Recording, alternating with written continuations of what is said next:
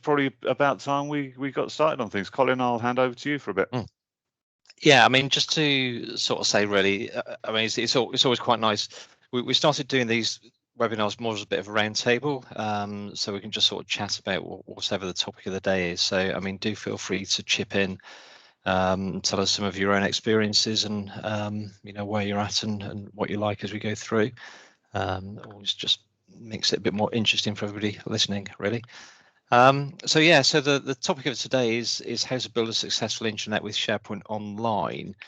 I mean, can I just ask, is anybody actually using SharePoint to run an intranet at the moment, or are people using different pieces of software to run intranets, or are you just looking to build an intranet, or you know, what stage are you at? So Camilla here. We're using SharePoint at the minute, and we're moving over to SharePoint Online later this year. So currently in the design stage. Yeah. Okay. Brilliant. Sounds good. Yeah, it's Gary. I'm using SharePoint Online as well. Okay. Is that to run a current intranet? I just have a SharePoint site. It's Okay. not the intranet at the moment. Yeah. Okay. So just using it for a bit of document management and stuff. Yeah. Yes. Okay. Cool. Anybody else using SharePoint? No. So yeah. So what we're going to do, we're going to have a quick chat about, well, just to introduce the topic, just talking about intranets in general and what organizations tend to want from their company intranet. And then we'll have a chat about why SharePoint, what SharePoint's good at, what SharePoint's not so good at for running your intranet. And then, you know, probably spend 10-15 minutes talking about those two. And then we'll spend half an hour or so actually diving in and showing you some stuff, which is probably what you'll sort of come online for anyway. And we'll show you some of the stuff that, you know, Microsoft are allowing you to do to build an intranet. We'll show you some of the stuff that we're building for clients, and we'll lift the bonnet and, you know, just show you how easy it is to create news and to create new pages and new sites, and you know, just so you know, just really trying to give you a flavour of what you can achieve. I guess what you can achieve yourself and what you can achieve with some additional help and sort of smarts as you go along. So first off, Stephen Paddy, so what when we're talking to clients about their intranet, what type of things are we finding that they're asking for? You know, what is a corporate intranet? I guess, I mean, it does vary obviously from client to client, but it depends a little bit on who we're talking to. If we're talking to the comms team, which most of the time we are on the intranet side of things rather than document management, then it's very much about we need to get messages out to our staff. You know, that's always a big driver, is getting that communication from the company outwards, internally outwards, if that makes sense. But you know, also about, you know, people want to be able to access key documents, policies, procedures, that kind of thing. That's at a very high level. Those tend to be the drivers. Steve? Yeah, we always talk about it as a communication channel first and foremost, but then I think the crux of it is that there's many different forms of communication. So lots of people, as you mentioned, the communications team think about news and announcements and that side of things, but it's also thinking about the employee and the journey that they're going on. So essentially the perfect intranet is a place that your employee can turn up to, can see what's going on in the organization, but can also use it as a gateway to signpost them to the different systems that they need to use to do their job, the different documents they need to read to do their job, policies, procedures, that side of things. But also from a well-being perspective as well. So it's the system I go to be able to book my holiday. It's the system I go to be able to understand my benefits or get to my pay slips, so that it promotes a kind of a work-life balance environment for your employees. I mean, it should be the first thing that opens up in the morning for them, and not something that they just want to minimize to their desktop that gets in their way. It should actually be that gateway into everything. We had one client that actually described their intranet as the passport to their organization's world, so to speak. It got them everywhere, and that was what they used to promote their intranet out to the wider, you know, employees. And would this typically be one system delivering all of that? No, not necessarily. I mean, sometimes people want it all in one system, but generally speaking, clients tend to want to link out to a few other systems as well. I think organizations these days use so many systems, don't they, that there's always going to be one or two that you don't necessarily want to embed. They're doing their job already, so it's just a case of linking from your site to those. That's where the term digital workplace was derived from. So some people, I guess, mistakenly just look at SharePoint as being their digital workplace, but actually that's not quite true. It only becomes a digital workplace when you set up integrations with your other systems that are in place. So data getting sent across those systems into SharePoint lists, automated processes from SharePoint triggering items in other systems, because that's when you get a full kind of digital workplace up and running.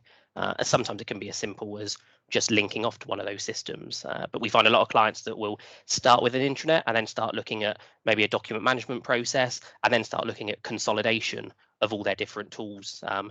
Can SharePoint do this better for us, or can we go and get a better tool on the market that already has integrations within SharePoint?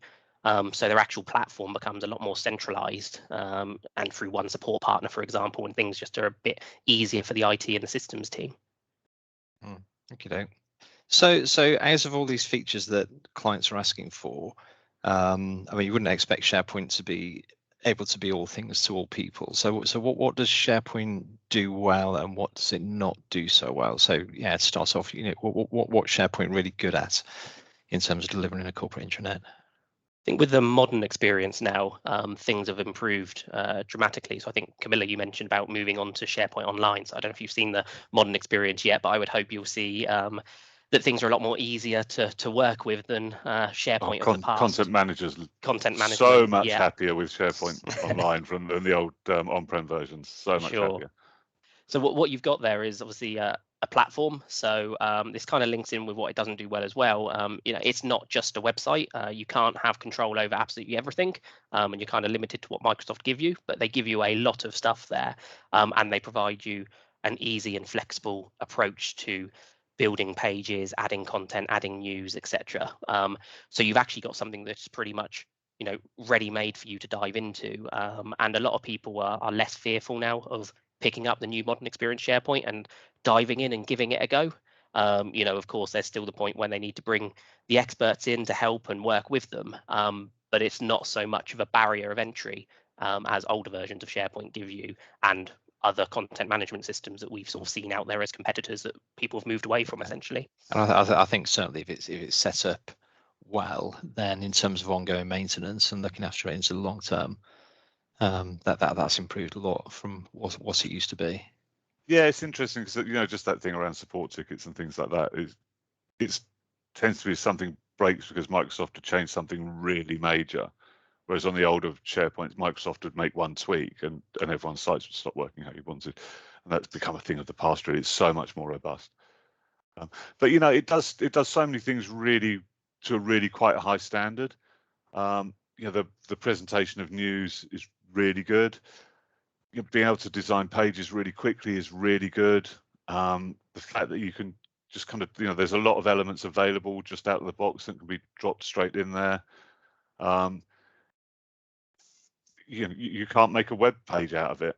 A lot of older intranets tended to be designed to look like web pages, but then they didn't have the functionality that SharePoint's got. You couldn't have full properly managed documents sat within a SharePoint site, and it may not be the front line of your intranet, but they're kind of sitting there behind, and full policy libraries with everything that you need, all those places, all those things that you need to be able to get to, you can get to really easy. And it's we get a lot of clients saying we've got an intranet, every time I try to edit something I have to call IT, and then it breaks, and then we have to call IT again, and that's just not the case anymore. Another interesting piece is that obviously we keep saying the term Microsoft. It's a Microsoft product, so obviously they're big in the industry, in the IT world. So you've got a platform. Micro who? Yeah, yeah, exactly. So you've got a big platform, in place there. You've got lots of different external systems, we talk about integration that obviously want to be working with Microsoft and want to be tapping into the SharePoint market. So you see a lot more third-party products that do have easy integration into SharePoint as a platform, so you can start to build that digital workspace. You know, and no disrespect to some of the other intranet platforms out there, but we are seeing people start to move away from some of them because they're kind of in a siloed part of the market, whereas you're coming into Microsoft, you're opening up those doors for you more so. And you're already licensed for a lot of those things. You know, you have Power Automate in place, you have Power BI, your Power Apps, so you can start to develop systems and forms and reporting all through essentially your intranet product that you're using. So again, that goes back to that being a gateway into something much more than just the content and news and how the business is doing, but more into actually a working environment that supports all elements. What would you say SharePoint Online doesn't do well? I think you've got there's limitations. very little it doesn't yeah, do little. that it does bad. I can't think of anything it does badly. There's some things it does better than other things, I guess.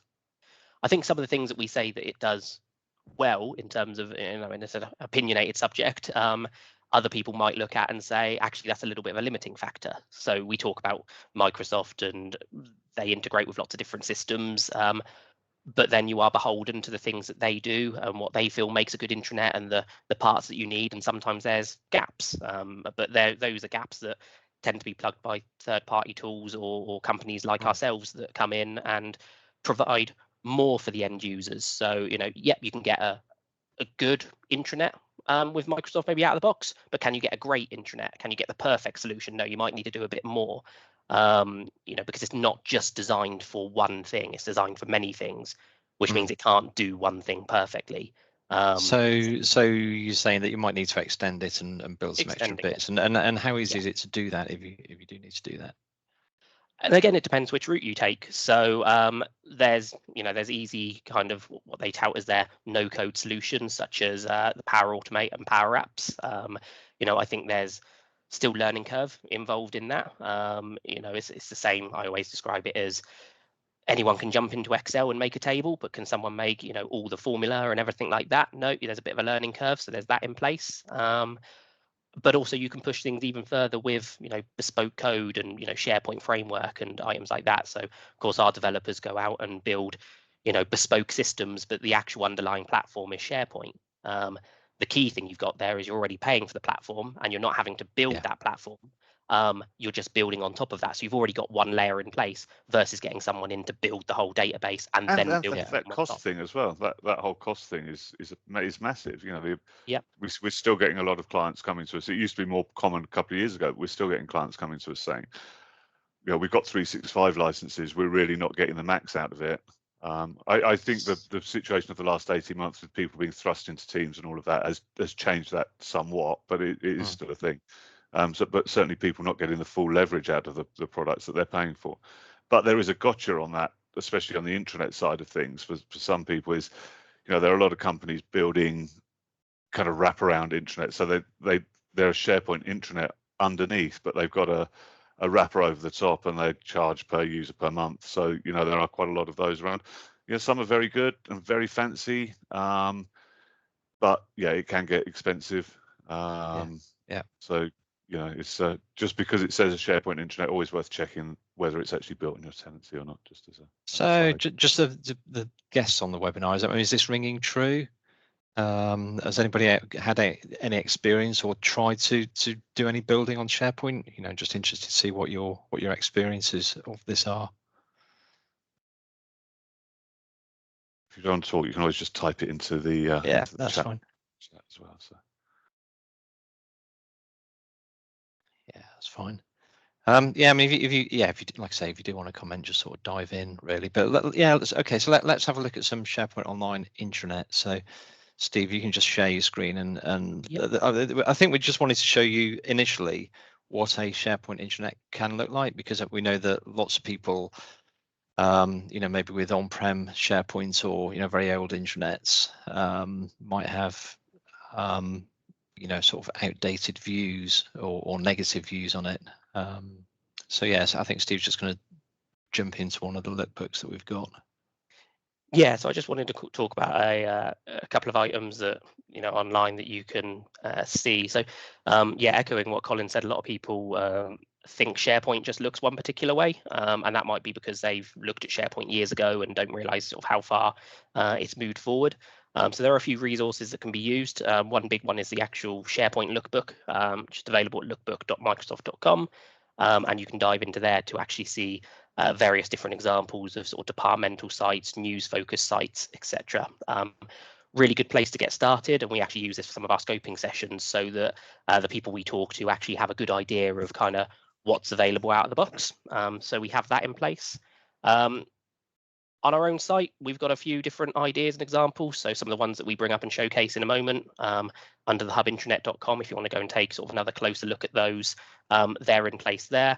And some of these actually showcase where we've bridged the gap slightly with some of our sort of phone book modules and tile modules, etc. So a few gaps that Microsoft have in there. So you can see things with a bit more design put into place. And that's what I'm going to talk about just for this session. So we've actually got a number of items in place here. A few of these are the Microsoft Lookbook items, and some of them are ones that we've designed. So just briefly, I will jump into one, but we can just see, how different some of these are looking. Some of them are using sort of similar web parts on the page, but maybe laid out in a different area, maybe on a vertical section versus a full column section, maybe on a different colored background, just a few differences to give you something that looks quite unique still for your organization. So we have some of these in place here. Okay. But just to dive into one then that we're just going to bring up. So here's one we've got in place here. I just want to talk to you about a few of the elements that we're using on this page here. So just starting from the top, there's a few designy elements that are now available in the modern experience that weren't there before. So things like this extended banner and the coloring that you can put into place. So you can start to design something that looks a bit closer to a website than what SharePoint would probably initially look like, where you just have the SharePoint logo in place there and all the normal banner in place. So, that's a good place to get started. You can throw some imagery into place there. You can then start looking at theming your page. So we tend to use either a primary color or primary secondary set of colors here. So we can see here we're using the kind of the blue and the green shades in place. So that can be put into place. From a theoretical point of view, you need to think about what the intranet needs to be in terms of color. So does it just represent your brand? A lot of times we get given brand guidelines and we just put that in place. For a lot of clients, we actually have them say, we want to go and run a competition, get a new name for the intranet, get a new color theme for the intranet. This is internal, only we see this, and we want to be a bit different, a bit funky, a bit fun, versus what would normally be our external website. So again, two types of thought there to be considered. Lots of different elements on the page. So we've got carousel tiles in place. So this is kind of your signposting to jump off to elements. We've got our mandatory read module. So this is to enforce that people read and accept documentation within the business. Great for HR, policy updates, procedures, etc. We have a lot of news in place. We actually got two elements of news here. So we've got some standout news items versus some smaller news items on the right. Again, with news, really important to consider what is a news article. There are announcements that you need to make as an organization that don't warrant being a full news article. You also want to be cautious that you don't end up with your news being only everything that the CEO does in the business. Can you produce news which is actually what we call bottom up versus just top down? So you actually have news starters and interviews with them. You have people that have just become parents, people that have just made a great big sale in your organization, things like that. So again, there's a whole mixture of news that's happening. Otherwise you can put people off if you just do only management news, for example. This one obviously looks quite managerial, I think, in place there. So a bit more fun and exciting would probably work. Other content, so other links off to other systems, could be your holiday booking system, it could be your financial system, pay slips, etc. Missions, values, ability just to add text to the page and videos. And how much of this can you do out of the box with SharePoint, Steve? And how much of it is sort of custom clever stuff? Yeah, so I think looking at this, we've kind of on kind of a 50-50 split actually on here, maybe actually 80-20. So these few items up here are the AMT Hub modules that we've got in place. And our phone book down here is a hub module. So actually there's probably more Microsoft modules on this page than hub modules. All they're doing is kind of bridging the gap. Again, you can build all of this out of the box without the hub modules. There's plenty of features in there. If I just dive into edit a page, so nice and simple, as long as you've got the relevant access to jump into a page and edit. Of course, when you're starting, you'll likely just have a plain white page unless you've deployed one of the lookbook items in there. Again, without this kind of being a training session, I'll just sort of dive into some of the key features in here. So you're just saying about, you said a couple of times, Steve, about the lookbook thing. Yep. And I think that's a kind of really useful resource worth kind of flagging up to people that is out there. Just search Microsoft SharePoint lookbook, and there's a lot of resources out there. Just especially if you're at the stage of just getting ideas and trying to design things, it shows you all the out of the box stuff. It doesn't show you all the bespoke things that you can have, but it's a really useful tool just for getting your head around stuff. What's very nice is when you dive into a page, it actually tells you a bit about the different features and links you off to the training materials about those, and the different web parts that are used on the page. So they're the Microsoft web parts. So you can start to see, if someone says, I've got a hero banner on the page and you wonder what that is, you can actually start to see how that's being utilized on a site. You can go one step further and add any of the lookbook items to your actual tenant. So you can run that and it will build you a brand new site. So great if you've got access and you want to kind of play around, you can start from an existing template and then maybe change it around a bit to fit your brand. Really useful if you're trying to sort of go back to your board to sell them the dream of SharePoint. That can always help out to get started as well. In terms of the site itself then, a few elements that you've got in place are your sections. So looking at this page at the moment, we've got a vertical section, which is this blue bar down the right-hand side that runs against everything. And then this is a 1-column section. We've then got a 3-column section, followed by another 1-column section. So they're all kind of building blocks as to where you put things on the page. We can simply hit the plus button to add a section in place. So I might go and add a 2-column section into here. And then within that 2-column section, I can simply hit the plus button and I can start to look at all the different items that are in place, all the different web parts that are available to me, and I can search through those, or I can look at the relevant categories in there. So for instance, I can go to news, people and events, and I can see some of the items that are available from Microsoft in there. In my demo here, you might see a few that are AMT ones, but these like group calendar, news, etc. are all items that are available from Microsoft. So a whole variety that's in place there. What you can also do with a section is you can color the section. So you'll note that this one's in blue. You've got a few different section colors available. These come from the theme that's being used. So it's their kind of tones of colors. This is using a blue theme. So my strong color is the blue, but then it provides you some neutral and softer tones, such as the kind of the softer gray or eggshell blue, maybe that's putting in place there. So you have that in place. This is quite nice because you've got a really high level of control over the page, but you can also, by using the themes, make sure that people are following brand guidelines. Yeah, it's nice to split up the page with a bit of color as well. Some white at the top, then maybe a blue section where something stands out, then white again. It just makes it a bit more engaging on the eye rather than just looking at text on a page, for example. This has just been launched today on a few tenancy, so collapsible sections. I won't try and hit it on this one just in case it's not actually working and up and running yet, but there is going to be the ability to group sections together, so you can have them as an accordion or as a tabbed set of sections, which is great to get more things on the page versus what they call under the fold when you're scrolling down. So yeah, take a look out for these. Literally come out today, Steve. Using them. I just saw some posts on LinkedIn just about an hour before this this meeting, and then saw this. I've never seen that before. Yeah. So yeah, looking forward to seeing what we can do with that, which will be good. I think we have an accordion module, so that might knock that one on its head, but so be it. These things happen. What we then have in place also is all our different web parts. So just looking at some of the web parts here, every web part, so this is one of our own, but our own works in the same way. You have a few editing functions, so you can actually edit the part, which will always bring out a side panel that you can work on.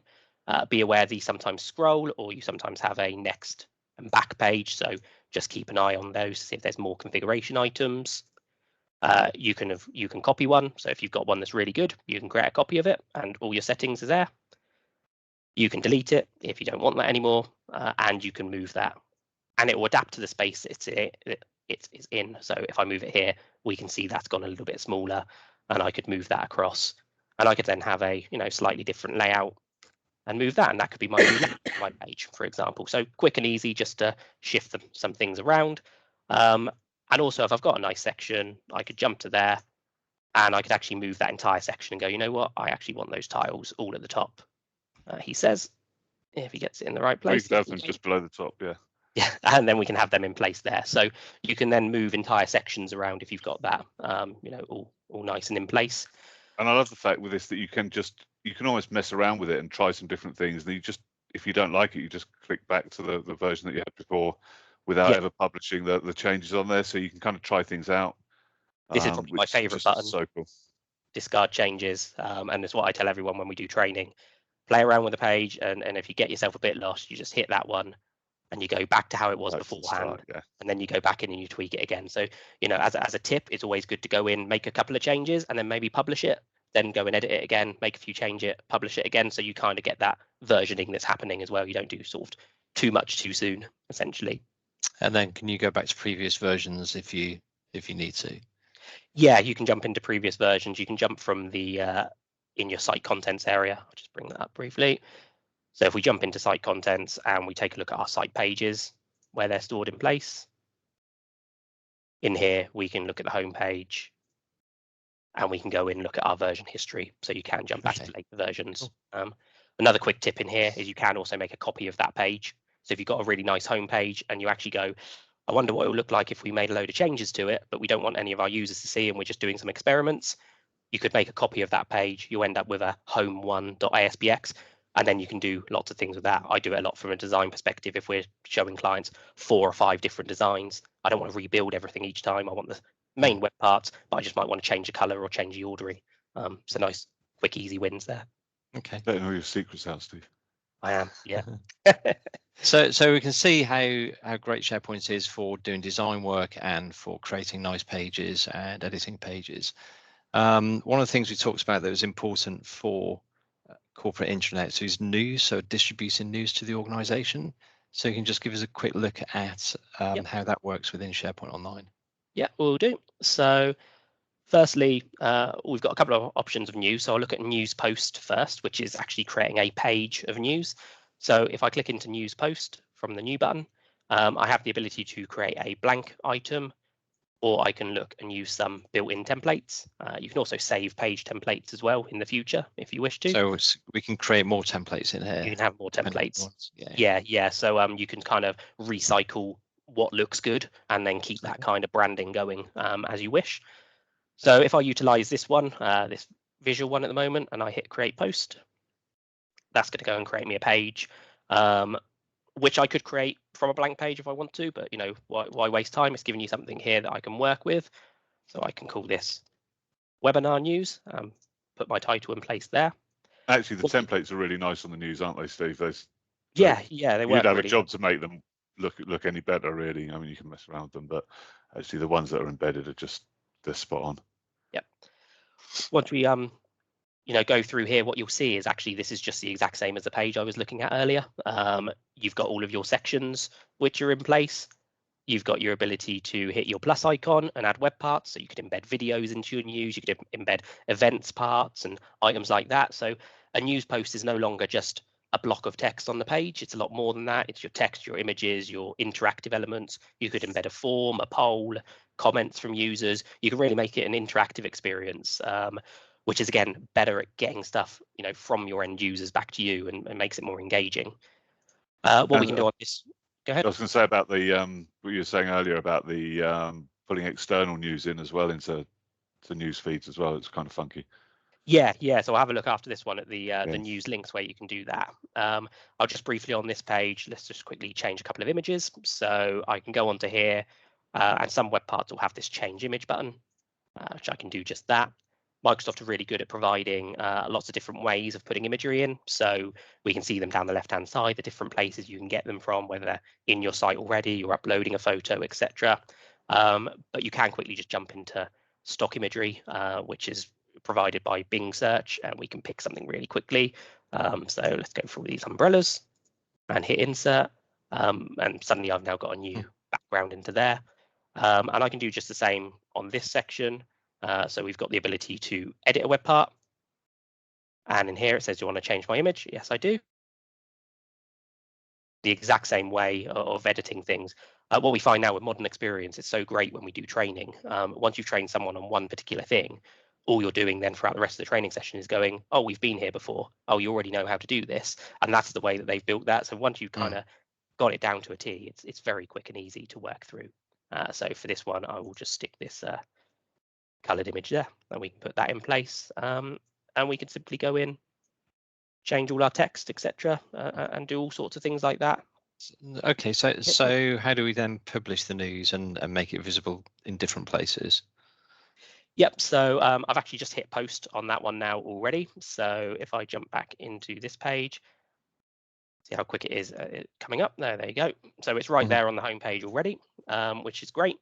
But we also can edit the actual news web part itself. So if I go into there and we edit this piece, so lots of different options around news. So you've got the way news displays. So I can change the style of all these news items and what's going to fit best with the page. But also within some of these, you'll see different items down here and also items up here. So where does the news come from? So this at the moment is saying it's bringing in from everything, but I could select particular sites. So I could have news and say it only comes from the home page and the HR team and the finance team. So that people can create their own news in the different departments. Again, a good self-service mechanism. So it's not just down to the communications team to do that. That's something we didn't really touch on, isn't it? Is that whole, having a homepage that's the main news bit and the main announcements, but different teams can have their own almost sub-site attached to that main page, so they can have news and various information on there. That's the approach I would take, and that also helps get buy-in to the intranet, because if individual departments can kind of look after their own content and then it can feed up to the homepage, that's a really good approach. With some clients, we've put approval processes in there as well if there needs to be a bit more management from the communications team. If I just discard this out, you need to think about ways of keeping your news dynamic. So of course, these news posts require you to go and build a news article each time. Don't forget you can embed Facebook, you can embed Twitter, you could use RSS feeds. So lots of things that just look after themselves that then will keep the news page dynamic. So if you don't always have a new article to fill in, there's still something changing on the page. Otherwise it gets a bit stale. And if you're posting news to your website or you're just the BBC have written a news article about you, for instance, you can quickly go in and create a news link. And I've just got one from the BBC here, which I think is probably quite apt after yesterday's performance. So I will bring that into play and I'll post that in there. And that's simply giving me my image, title and description, which I can edit if I wish to. If I hit the change button, oh, look, we've been here before. We know how to use this. So same approach again, but I can just hit post. So that will post my new news article into here.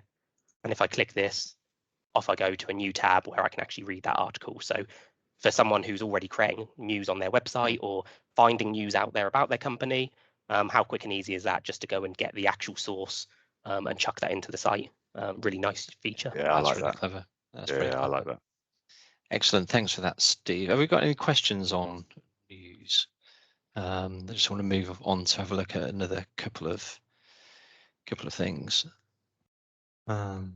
Okay, so Steve, Camilla was talking about document libraries, sort of having nice document libraries. So in terms of an intranet, the documents tend to come in terms of policies, procedures, forms, templates, that type of thing.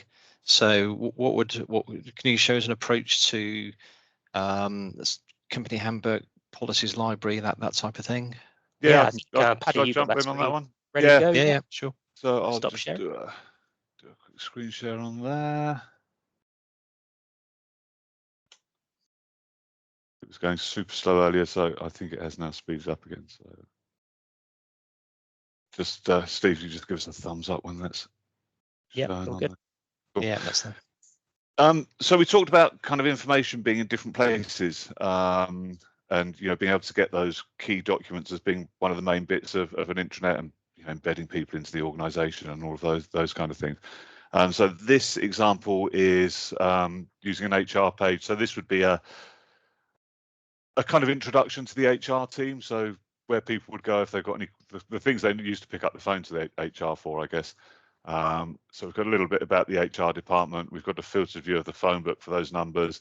And then when we actually click, scroll down a little bit in here, we've got tiles that are linking out to sort of some key parts on here. So policy documents, this obviously is where you're going to have all those key policies that people need to access, that you need to be able to say to people, this is where they are, they're easy to find. So really just a click on there, takes us straight through to a document library on there. And you can change the views on these document libraries, depending, you've got all these metadata fields at the top, so that there's lots of things you can filter on to change the views of what you actually present to people. But the conditional formatting there is great now. I mean, that's something that we didn't have in the older versions of SharePoint at all. So that ability to be able to sort of color things differently or show when things are due for review. So what we're looking at here, so we've got some documents listed down the left-hand side, and then what's all this other data on the page? So next review date, and that could be backed up with a workflow, so that when it's a month away from that review date, the reviewer who's listed down here, or actually listed down here, could get an email or a notification to say this time to review the document. Type of policy, and that's just formatted up in just to kind of illustrate the colors, the type of document we've got on there, review frequency. So there's a lot of different fields. It's a different approach to documents, storing documents, than you'd have in a shared drive. So rather than having folders within folders within folders, so a folder for policies, and then within there a subfolder for HR policies, and then a subfolder for ISO HR policies, and deeper and deeper and deeper. You have these broader, flatter document libraries, and then you classify documents by various different classifications. So you can then have lots of things in one place and have multiple views based on those. So I might just want to say, for example, I just want to look at template documents that are in here. So if I just click filter on there and just click templates and apply, then that's just going to return the template documents in there. And then this is helping manage the documents, isn't it? So rather than have a separate Excel file with outlining when documents are due for review and who the last reviewer was and what version they are. That's actually an interesting point you say about the Excel file side of things. Is what we call this is metadata, and the definition is information about information, which always kind of strikes me as a difficult one for people to understand. But essentially, it's how you know what's in that document before actually accessing and reading the document itself. To group things together, etc. We get a lot of clients that do say that we can't use metadata, we can't quite understand that, but they do exactly what you said. They have Excel sheets in the background that tells them when the document's due for review. So I think people will be surprised that you mentioned metadata and they go, no, we don't know what that is. Actually, you're probably already doing it in pretty much every organization. You just don't realize. And you're shopping. Everyone who's shopping online is using metadata all the time. When you're filtering a document, a shopping search from just show me the items that are under £10 and produced in the UK. You're doing filters based on metadata. It's really commonly used. And then so this is quite a dry document library. How would we turn this into a company handbook, staff handbook? You would do that by I'll just show you. We've got an example put up on here. So rather than having a 300-page PDF document of a handbook, we've broken that down into various elements. So we're just presenting it. I mean, we've got some text on here, but so these are all the sections of the handbook. So if I was to click into, say, recruitment, so I've got just an area of that. So we're putting it as a separate Word document, isn't it, Steve? So the policy procedures library actually has a piece of metadata, which is called handbook section. And that's what allows these documents to appear on the page. Otherwise, we're just working on a SharePoint page here, much the same as news or the home page. So again, this could contain videos, it could have pictures, it could be what you want it to be. So you could make your staff handbook, really engaging. Rather than have the written word, you could have the HR manager or HR team talking about, the policies, for example, if you so wished. You could do all sorts of things like that to really make something engaging. Has anyone ever asked for that, just out of interest? No, I'll keep trying. Someone will do it one day. and then, I mean, the thing with something like a company handbook, I mean, this looks great, and it's so much more accessible for people in the organisation. Just being able to jump straight to the bits. Yeah, but the flip side is if your handbook is in a document, then you can do updates and you can send it for a view, and you can have different versions of it. Can you do something similar here? You could build in approval processes into place, but it is something really to consider. To be honest, most times with clients, we've utilized this staff handbook as kind of the cut down version of, here's the information you need to know. But on most of these pages are then the documented version, the actual part of the handbook. Yeah. What we've had some clients do is, rather than have a 300-page PDF put in there, they've actually had, 3 pages of recruitment as a document, so 3 of joining the company through to the as a actual document, policy. and link them together. Yeah, they kind of segment. So it's also a bit of a mix and match, really. Yeah. So this then becomes kind of that. This is the capturing the intranet audience. It's kind of, this is what it is. Here's the quick and the easy information. But if you want actual fact and policy, and you have to dive into this and look at that part, which goes through the review process. Depends how big your document is, really, as well. Smaller companies do just rely on this. Larger companies obviously have to have the printable version, especially if they've got workers on supply chain and things like that, which don't have PC access. Excellent.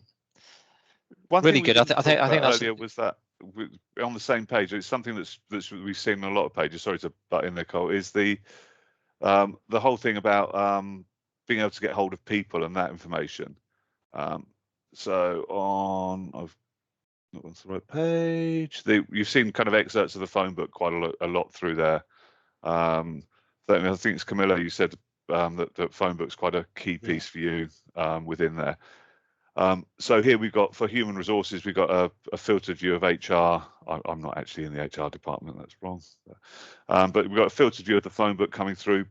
But we've also got a full-on phone book within a people directory within the site. So that's feeding through from your Active Directory, your IT profile, if you like, your 365 IT profile, and all those lovely Microsoft SharePoint filtering things are still available here. So we've got advanced search to be able to kind of search by job title and all of those things. So that stuff's available, but you can also show the filtered versions of those pages depending on what the audience is for that as well.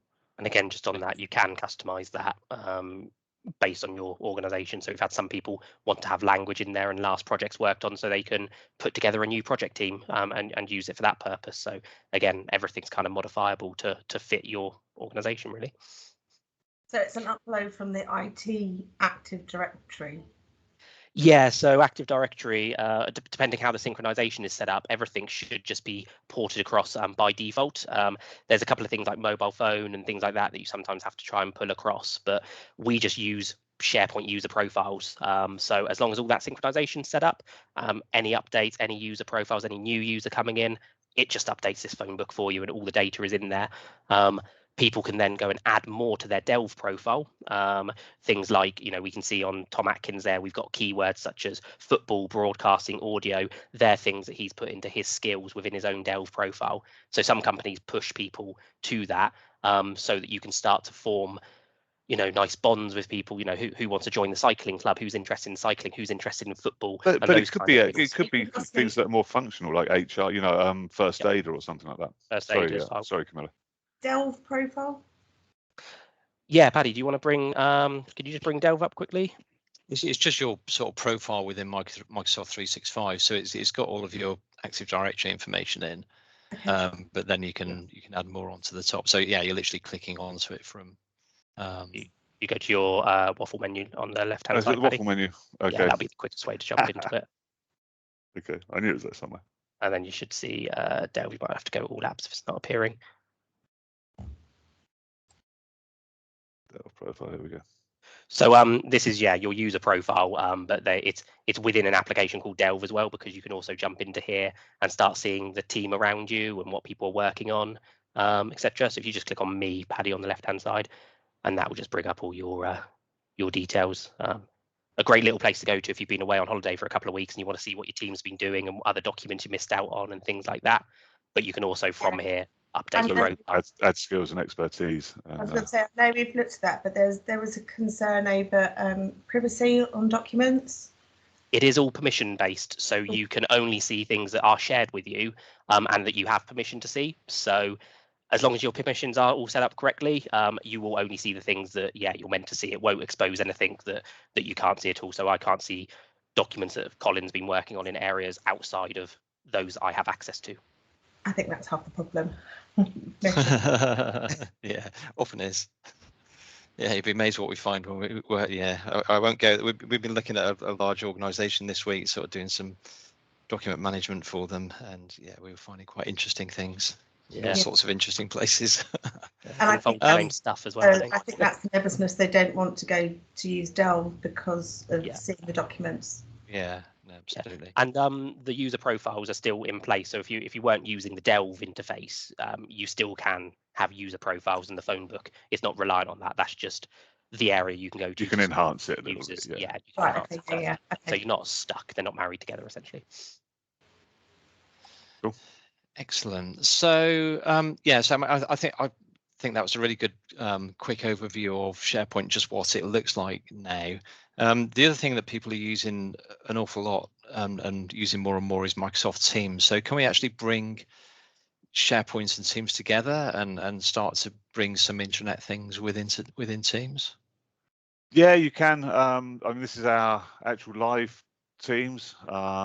So we've been working with Teams for about 3 years, and you can embed pages from intranets into here. So it's a quite interesting one because if I just click back, let's just let that load. So you can see we've got kind of what looks like top navigation on here. We've got a page that's very similar to the page that we had.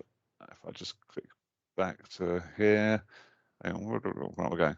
Okay, so this is the intranet page. That's the SharePoint site, and then this is the Teams site. So we've got a lot of the elements that are coming from the intranet, but we're embedding pages rather than the whole site. The top navigation on a SharePoint site doesn't embed into Teams. It breaks it and it doesn't work properly and doesn't do stuff. So what you do is you take selected pages. So you don't have your whole SharePoint site embedded in here. You have those key pages. So people are working in Teams all the time. Really easy for them just to click in. We've got it in the left-hand nav, top item on the left-hand navigation. We've got a home page. We've got that policies and procedures library that we saw. Just going to return to being restart again. There we go. We've got the people directory in there. So this is the key things that people need. If you're working in Teams, do you actually need to go into the really finer details of who everyone is in the HR team and all of that stuff? You just want those key things. Phone book, few pages. So these are actually tabs on Teams rather than being navigation within SharePoint. It looks as though you're just in a SharePoint site. It's really quite funky. And in terms of giving people a portal page with just buttons to go to all the different systems. I mean, the home this page works really well, really. Yeah, so the home page you've got on there, you can just link out to any of the pages on there, and actually just a click on the little globe on the top there will take me back out into the actual SharePoint site itself really easily. And you could actually have a little note here saying if you want to go to the full site, click on the little picture of the world in the top right hand corner. But you don't have to have navigation across the top. You can actually kind of pull it out down the side here. So if I click, we've got the policies library, again, the same page, but we're navigating to it from the side because we put that's in the left hand navigation there. So there's there's different ways you can chop it up to present it. But it's becoming more and more something that we're getting asked more and more for, is that integration between an intranet on SharePoint, but also presented into Teams. And these are all Teams apps, aren't they? So you can do with them what you wish. A lot of them are like SharePoint pages. So I think if you click onto Launchpad on the left-hand side, Paddy, that is just a page where we've added lots of tiles to the page and then embedded that as an app. So you could create something which is kind of like quick and easy. You imagine people using their Teams on their mobile device and they just want to quickly jump to things. You could put items like that in place. What I think from a Teams perspective is that you don't want to be embedding your full intranet, but you want people to be able to come in and use a Teams first approach so they can communicate, see their files, get to the relevant policies and procedures and items that they need. But if they did want to go to the full-blown intranet, they always have that option from the top right-hand corner to get there. But it's a good way of blending the two tools together and showing everyone that they do work together. They aren't separate things. I mean, Teams is reliant on SharePoint, and some people don't see that integration, especially the end users that haven't worked on the design and the build of it. So doing this, integrating them together again, this is another digital workplace step. This isn't just SharePoint. And Microsoft are pushing SharePoint. that, aren't they, more and more, that whole kind of Teams SharePoint integration. I mean, we know that the back end of Teams, a lot of the back end of Teams is SharePoint anyway, but Microsoft are pushing more and more that kind of Teams first approach. I get the feeling it's going to be like the kind of mobile Geddon thing. So there'll be a point at which they actually Teams becomes the bigger player in the whole thing. That's just my guess. I've got no scientific basis for that at all. It's just a gut feel, but Excellent, thanks for that. That's probably all that we've got time to cover, to be honest. Are there any questions from anybody about the stuff that we've shown? No, excellent. Gary? No, it just looked very good. Learned a little bit, so thank you. Yeah, okay, no worries. I mean, obviously, we're doing this day in, day out, so if you've got any questions, please fire it through. We've got, in terms of building a corporate intranet, we've got a hub product, which is basically a lot of the stuff that you've seen. So it's sort of an accelerator, really. So it's a lot of processes that we put in. We've built hundreds of corporate intranets, and we've wrapped up that process of building a really good SharePoint intranet into something that we can deliver very quickly and efficiently. And most of it SharePoint. We've got some of our modules that we've thrown in, and it just gives us a good starting point. So, very happy to show people around that and talk about what we do. But yeah, I mean, browse through our website, look at our YouTube channel, send us an email if you've got any questions. Always happy to help and give some points and advice. And yeah, hope you found that useful. How do you find your YouTube channel, please? Nicole? You asked Nicole. We'll send a link out. But I imagine. No, I will be sending an email out just after this with the link to this webinar, so it will direct you straight to the YouTube, and you can see all the other ones we've got. Brilliant, thank you. Thanks, Nicole. Excellent. Yeah, thanks very much for coming along today, and yeah, enjoy the rest of your day. Thanks very much. Thank you. Cheers. Thank you. Bye bye. Cheers. Thanks, guys. Bye. Thank you. Cheers.